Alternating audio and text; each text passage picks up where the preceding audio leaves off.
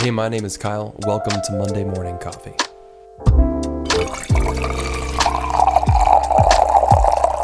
Something that I've been learning recently is that you can get more work done by actually working less. And so it's actually a matter of efficiency that I've been learning. And so I just finished a coaching class with a friend of mine, Ethan Martin, and I'll link his course down below. But he told this story of the race to the South Pole. And so basically what you have is these countries wanting to claim the South Pole for the first time.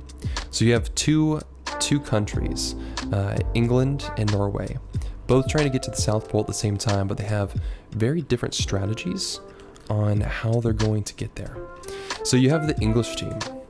And the English team, they wanted to go in with as much vibrato as possible. And they said, we're going to push as much as we can. And so their strategy to get to the South Pole was on a good day, on good weather days, when we're feeling great, we're going to go as far as possible.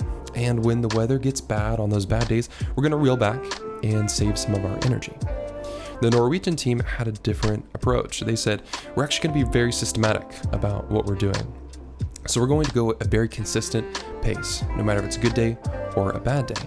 And so what was interesting about these two approaches is what it actually did to the team psychologically. So you have the English team. So on a good weather day, they might have gone, let's say, 80 miles. Okay, so they went 80 miles, and then when the weather turned bad, they would actually pull back and only do about 3. And when the weather got good again, they would go back to maybe 70 miles, and when it got bad, they might only do 5.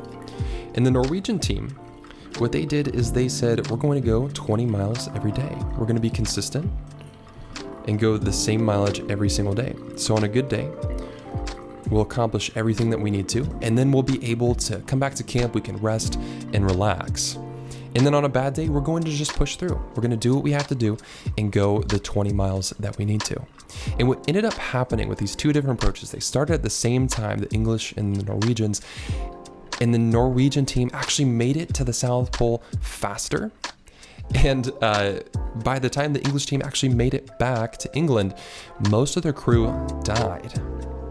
So this happens a lot in our own life too, and I'm recognizing in my own life as well, is that a lot of times when we feel like we have a lot of energy and we're creative, we can push a little bit too hard. And then things get overwhelming. We did a lot of work and saw a lot of output, and now we're feeling stressed and overwhelmed, and we have to actually go shelter ourselves. And so what I'm having to force myself to do is stay at a consistent pace. Even when I feel creative and productive, I'm doing what I scheduled for myself to do. Because the difference between these two teams is this ebb and flow that's happening.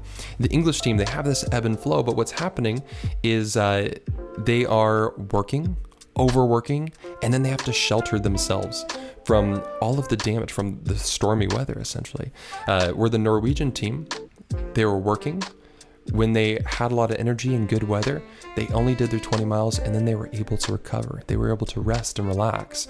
And so the Norwegian team has this work, rest rhythm, where this English team is completely responsive to their environment and reactive to their environment and under control of their environment. And so they are working, overworking, and then having to seek shelter. That's not rest and recovery because they're sheltering themselves from the weather.